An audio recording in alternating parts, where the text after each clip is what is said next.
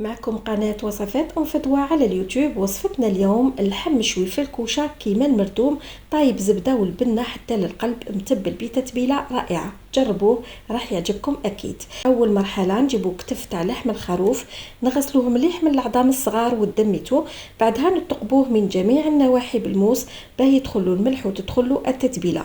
نملحوه جيدا لأنه اللحم مشوي يحتاج شوية ملح بزيادة.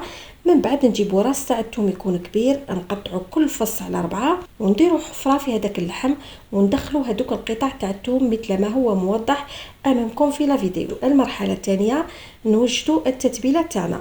في اناء نحطو 2 ملاعق كبار تاع السمن، ملعقه كبيره تاع لا موطارد، نحط معاهم فلفل اسود ولا فلفل ابيض، شويه تاع سكنجبير، ملعقه صغيره تاع كركم، والقزبر يابس الا كان عندكم موجود، الا ماشي متواجد معليش. نخلط المكونات مليح مع بعض، بعدها نطلي الكتف تاعي من جميع الجهات بالبانسو ولا بيديكم كيما حبيتو.